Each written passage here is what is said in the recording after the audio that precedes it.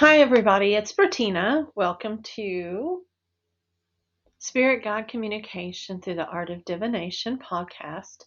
And today we are going to talk about Isis. It seems like the last couple of years I have really been researching a lot with and about goddesses, divine feminine, and priestess power, and the mystery schools. And this month I chose to focus on Isis because um, she's just known as pretty much the mother to all. She is called the goddess with 10,000 names. And even though she is an Egyptian goddess, because of the spread of um, the Roman Empire and the Egyptian Empire, she she's been known to a lot as being the goddess of all. So I thought that we kind of look at her this month. I find that she's very interesting. She was part of the monthly membership message that I send out at the beginning of the month. She was part of our meditation a couple of weeks ago. And then this Thursday, she is who I'm going to channel messages with. We are doing a Divine Feminine class at Cosmic Connections on Saturday, September the 23rd, from 1 to 4. She will be part of that, but I also will be looking at Artemis Diana, Kuan Yin, a few British Isle goddesses, and things like that. If you're ever interested in any of those classes, sometimes I do those individually, but next weekend is a great weekend to stop in Cosmic Connections in Nashville and kind of see what's going on. It's a 4-hour workshop. It's $100 and it is just a lot of fun. I do provide a lot of information for you, and we do a lot of activities. And what I'm hoping is that eventually, as things progress, and things are progressing pretty good, I will be doing a priestess mystery school online and in person. So it really does excite me. It really does make me nervous. That's the hesitation in my voice because I've been studying a lot of mystery schools lately. I've been taking classes on Mary Magdalene, the Sisterhood of the Rose, and that's where I came across Isis. Is because I did not realize that Mother Mary and Mary Magdalene, as well as several other women throughout history, have studied in the Temple of Isis. They're called the Daughters of Isis because the lessons that have come from Isis have been passed down to them. Those lessons a lot of times include lessons on marriage and the family. Isis is said to have created marriage contracts. She's the protector of sacred love. And when you start looking at Mary Magdalene and the idea of her relationship with Yeshua, it all kind of falls together. I'm sorry, Isis's love for Osiris was very much a representation of the divine masculine, the divine feminine coming together, much like Mary Magdalene and Yeshua. So there is a strong connection throughout history. And what I'm finding each time that I go through and I pick up another goddess is the connections are basically that the world was ruled by the divine feminine, and then throughout history it has become a patriarchal society. Now, in saying that, that's not saying men are bad. It's just saying that the society has changed to a patriarchal society. And really, I feel like between my master's in ancient history, I went to Morehead State University and I studied social science undergrad, which was American history. And then I got my master's in um, social studies with the focus in ancient civilization and, ironically, um, why am I forgetting the time period? Victorian era history in Britain. Oh my goodness. Um, and that is kind of one of those things to where I absolutely love the idea of where the divine feminine was strong, where it began to be oppressed, where it started coming out in the Victorian era, even though Queen Victoria was so anti-feminist. And then where it is today. So I guess what I'm doing is just exploring where we all were. And what I'm finding in my reading is that today we need the masculine and feminine to be balanced in order to have a positive world. So it's not me against them, you against I, us against we. It is just finding the power that we have within. And that's the thing. Whenever we meditate or we look for our power, for the divine feminine, we need to go within.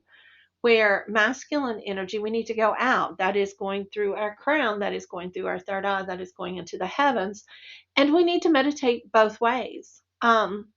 And this goes for men too. The divine feminine is within them, and they need to embrace their feminine as well as masculine energy. So let's go ahead and go with Isis. I'm sorry that I went off on a tangent, but I absolutely love history, and I could talk about it forever and study about it forever. So let's start.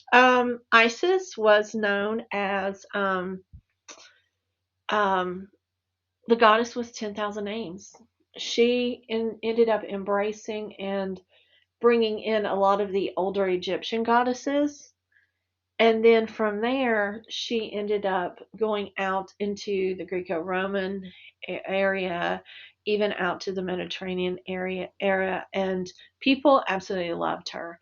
She was known as the Great Mother because of some of the stories of her creation, but she is one of the oldest mothers that we talk about. The idea of her and her child sitting on the throne, the child in her lap, is pretty much the same picture that we see later with the Virgin Mary, Mother Mary, with Jesus on her lap. And there's a lot of parallels that later on in different podcasts that we'll get into. But Isis absolutely loved her husband so much. Her husband was Osiris. And even when her sister Nephthys bore a child with her, and she ended up having Anubis. Anubis is always interesting. He's the one that had the jackal head. She forgave her sister, she forgave her husband, and so therefore she is the goddess of love and forgiveness. Um, Later, Osiris was killed by his brother, and she resurrected him. So she is also a strong connection to life, death, resurrection, major changes, transformation. She resurrected him long enough to become pregnant with her son Horus. He was then died again. And then the brother who killed him took the body that she had, cut it up into pieces, scattered it into the winds, and she searched for all his parts throughout the world and buried each one of them. She found everything except for his phallus because it was eaten by a fish, which was very unusual. I'm going to look into that symbolism a little bit later. But later he was revived and reigned as the Sun King, and they represent love and forgiveness and eternal love and all of that.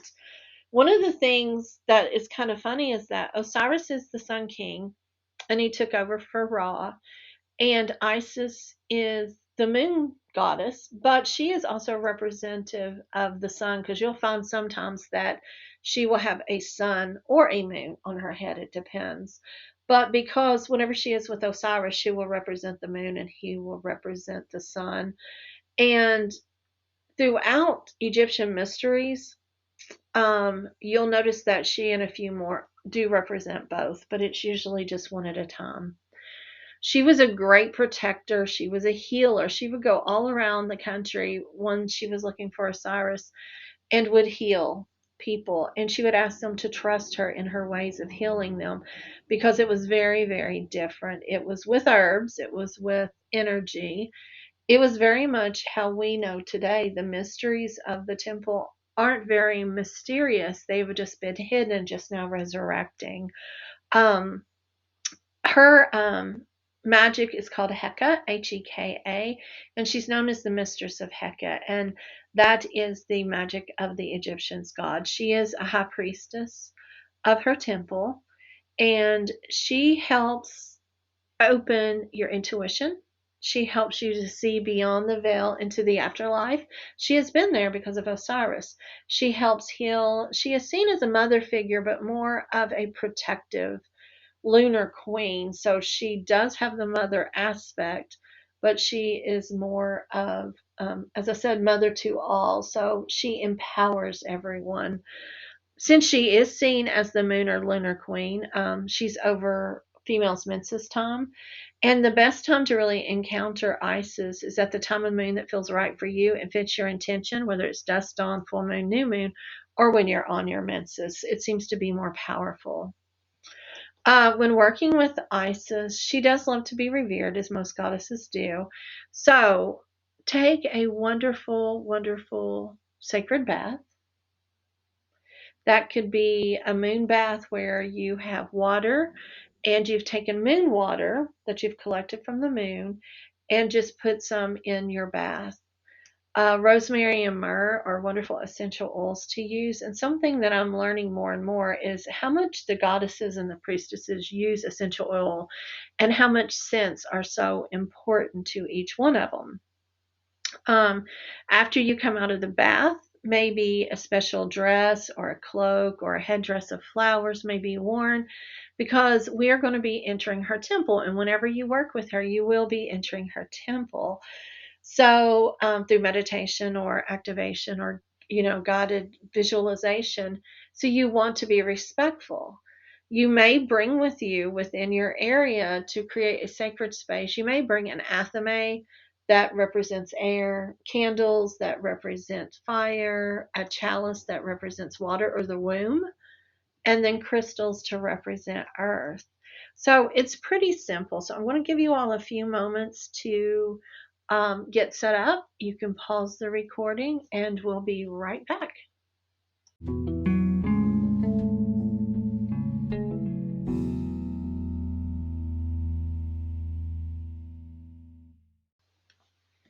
Okay, so let's begin our meditation and activate our past knowledge and interaction with Isis.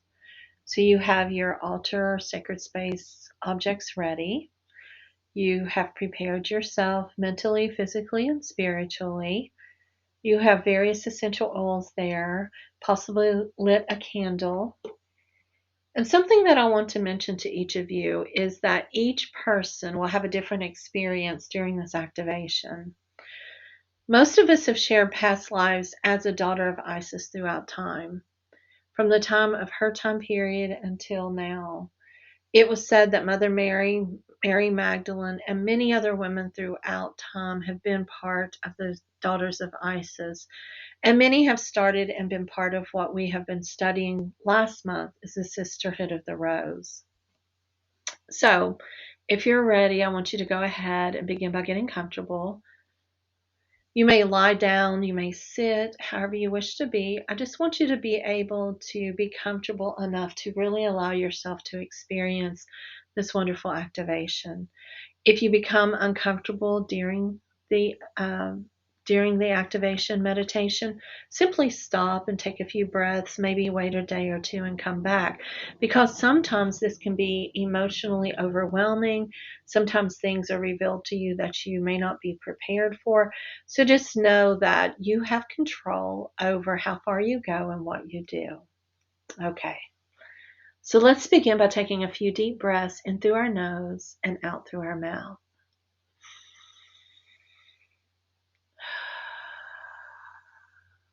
Allowing your body to relax with each breath.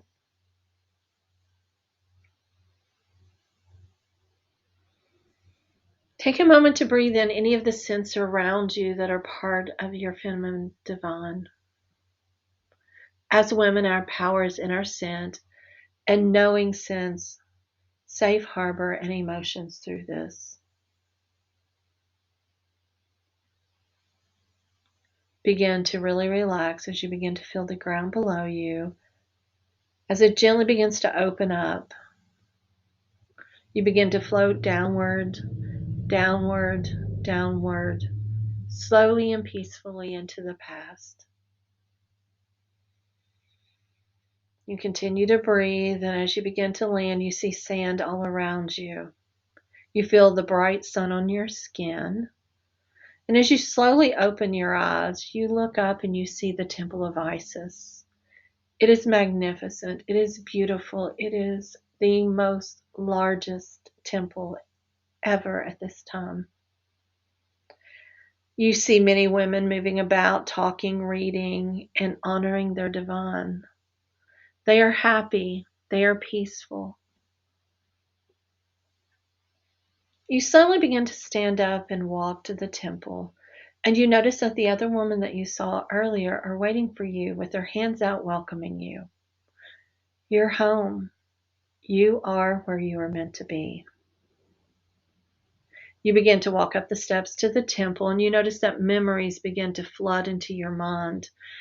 You see, feel, and hear a time when you are happy, when you're empowered, when the knowledge and wisdom is not only inside of you, but all around you. As you continue to walk into the temple, you notice that the women begin to sit in a circle with candles in front of them. Take a moment and notice what color is your candle. Is it the beautiful red of the red rose? The beautiful blue, the Isis blue that always represents Isis and her clothing that is around her? Is it white of purity, gold of royalty, blue of wisdom?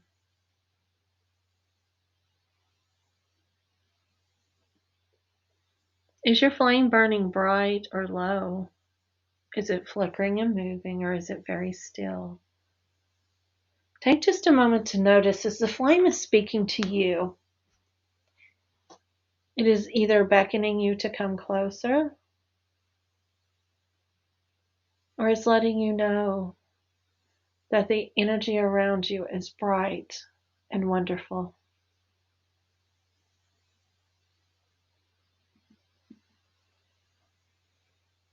You begin with the other women to call in the sacred space. They begin to chant, and you hear the words, Goddess Isis, come within our circle and give us the gift of love that you have for us. We seek your guidance, and we are here to align with the highest path for us. Please enter the circle and show us the way. Share with us the wisdom. At that moment, a golden ray of light comes to the center of the circle, and you see a golden sun headdress upon the strong ethereal body.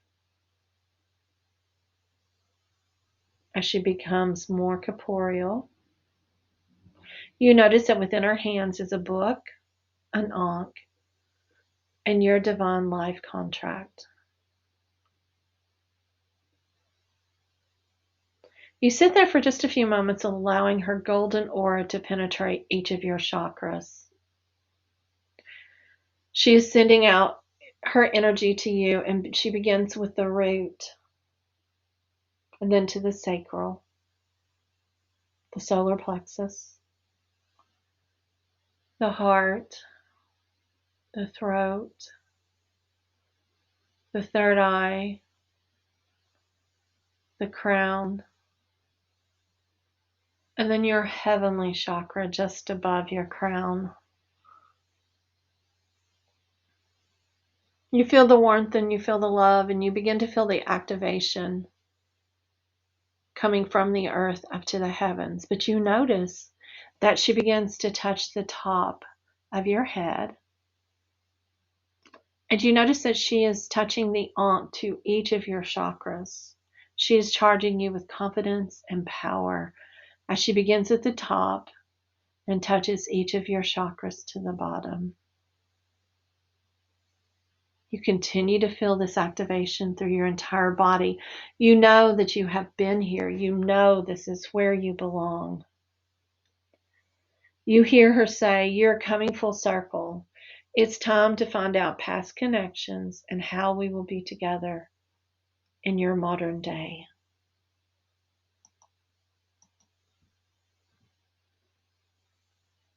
In her hand is your life contracts, and Isis asks for you to take a moment and review the book of life that holds your life contracts. She asks for you to see what qualities you possessed in the past, and then think about how they are in the future. Take a moment to search and listen, because the you of the past is very much the you of now.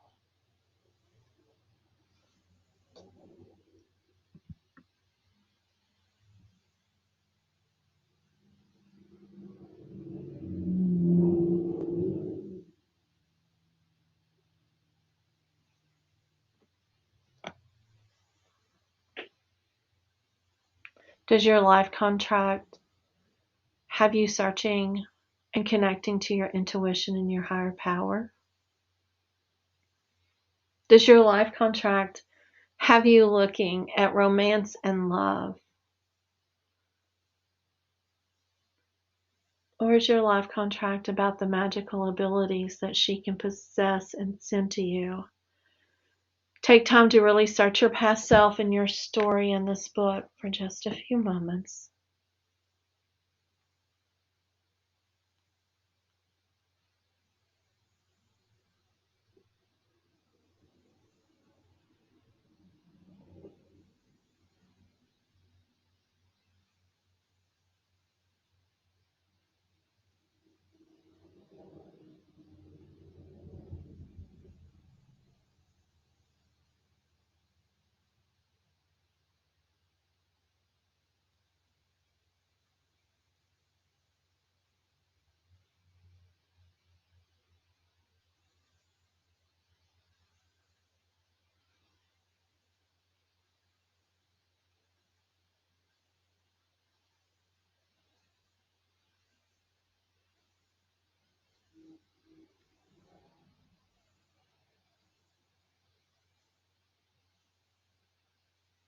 Now begin to ask her, how is she with you today?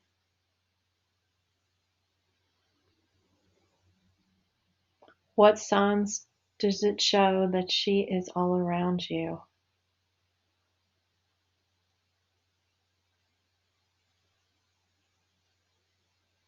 Is she with you in your romantic relationship?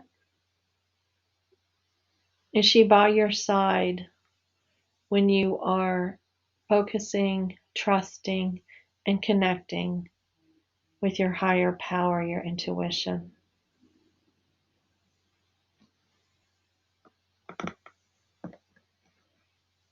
Or is she here when you are working at your altar, working with your magic, helping heal others in your life?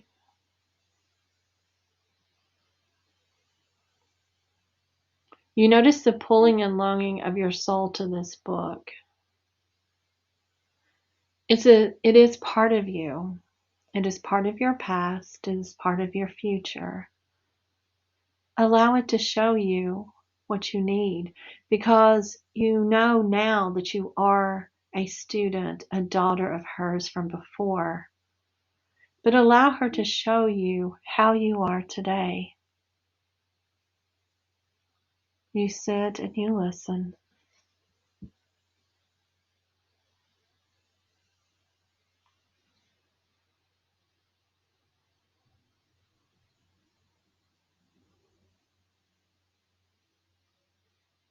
You notice that as you began to kind of come from the book, it's almost as if you were in the book. You come out of it and you notice that you're in the Garden of Isis. Tears begin to flow and you feel the love and the support as you know your journey is not just beginning but continuing with the mother of all, with the goddess Isis. As you're in your garden, the golden web of light surrounds you and you feel the love, not just from Isis, but from all the sisters of Isis. They begin to lead you through the garden, and they spend a few moments talking with you, answering your questions. Do you notice if the other daughters, sisters of Isis are someone you know from today? Many times through reincarnation, through activation, we notice that the women that we have relationships with today was very much on the journey when we began. Take a moment to ask.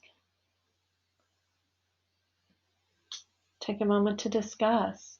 They may not look as they do today, but their souls are the same. Their wisdom is the same. They may have been someone in the past who was more of an adversary, but today you have such a strong loyalty and friendship with them. Or it may even be the opposite. It may be someone who you were very, very strong and connected to in the past, but for today, you're not clicking. Ask that soul, either one of them, what it is that you can do to continue to build and to love the relationship that you have, that you had, and that you are building.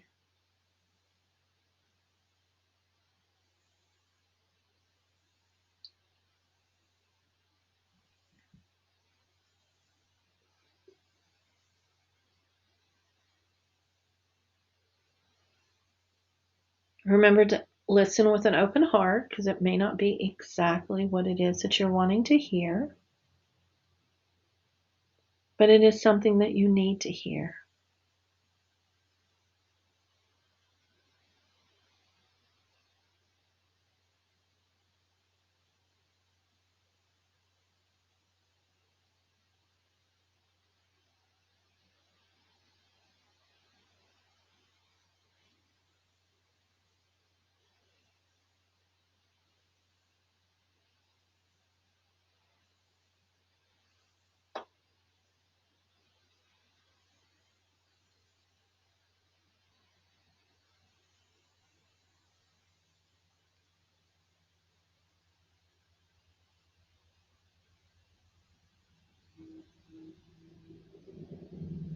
Now you notice that as you are talking to them, many of them are beginning to say goodbye.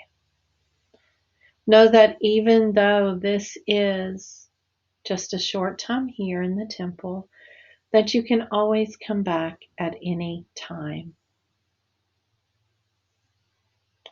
They all begin to say goodbye, and they lead you to the walls of the temple garden. There's a small carved wooden doorway there, and you look back at the circle of females that are saying goodbye. And as Isis reaches the door with you, she opens it and says to you, I leave you with this. Know yourself. Know yourself to be strong, intuitive, and loving. Know that you are full of wisdom, and now you'll have access to the sacred secrets of the temple. All you have to do is come here and ask, study, and listen. Remember how the path of the goddess flows in natural timing, and all will be revealed to you as you need it. With that, Isis in the temple begins to fade, but you still continue feeling the love and the empowerment. You realize that you are back home, and you feel powerful, confident, loved, just like the goddess that you are. Now take a few moments to write what you learned. Later, seek what you need to know and move forward with your bountiful life. Peace to all sisters. Remember to simply know yourself. And good night.